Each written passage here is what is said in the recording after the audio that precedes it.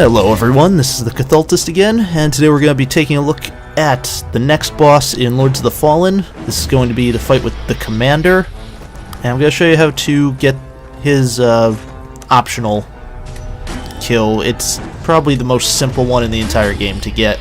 All you have to do is make it through his whole fight without blocking. Now, this was rather trivial for me just because I've been going through with fairly aggressive build where I haven't really been using my shield or weapon to block at all.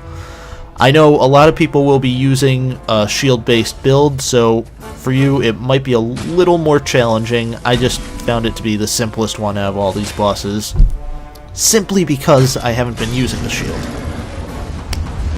So what I would suggest is anytime you're going to be going up against him in melee, two-hand your weapon, keep your finger as far away from the block button as possible, and you should be fine. Aside from that, you should have gotten the gauntlet by now, so you're going to be making some good use of it during this fight. He has several moves that will keep you at a distance, just while you're avoiding his regular attacks. Every so often, throw in a few shots from the gauntlet to kind of pepper in some extra damage there. Then take it off, switch back to two-handed, and getting close for some melee attacks. So that move right there, where he points his sword out in front of him and fires a beam, is one you're going to want to watch for. It'll be a good chance to get some heavy melee hits in on him while he's stuck in that animation. Every so often, he'll summon one of these little minions. Again, he is a commander, so he has people that he's, well, commanding. Just deal with them as quickly as possible. He's invulnerable during the whole thing, but he doesn't attack either, so he won't interfere with that. The next attack you want to watch for is this wave attack. He'll do it from a distance anytime you're far enough away from him, and he can use two in quick succession. If the first one hits you, you're going to be reeling back while he's doing the second one, so he's pretty much guaranteed a second hit. Just roll across, roll through them, just avoid them in any way you can. They're not too hard to get out of the way of, and it gives you a chance to strike back with the gauntlet. The last move that you really want to watch for is going to be that one where he slams his shield into the ground. Anytime he does this, it unleashes a flurry of energy bolts that just kind of drop from the sky around him, but none of them actually hit the area that he's centered on. So if you stay right on top of him after his shield hits the ground, you can get a huge amount of melee damage in against him without really having to worry about him striking back. And here we see the third time that he calls in minions. The first time will be one of these axe guys, second time will be one of the little guys with the shield and the sword, and then the third time will be both at once. Just stay calm and deal with them both quickly. Avoid blocking at all costs if you want that special shield that he drops.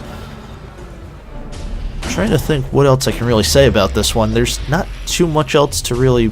Oh, actually, there is one more thing to watch out for. We should see it in just a second here. He has a stab attack that, if you would just get around to doing it... Yep, there it is. Okay, so this killed me the last 3 or 4 times that I tried this fight, because he would get locked into doing this in such quick succession that I couldn't even stand up before he'd hit me with another one. He was literally already hitting me with that same stab while I was stuck in the recovery animation from the one before it. And he would just do that until I was completely dead. So avoid that at all costs. I don't know how often that'll happen, but it killed me 3 or 4 times in a row prior to this run.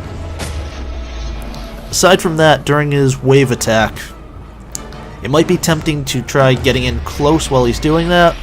Just watch out if you're going to try that, because he, while the wave is the obvious thing to avoid there, the sword that he's using to cast it is still very powerful and will hit you in pretty quick succession if you stay too close to him.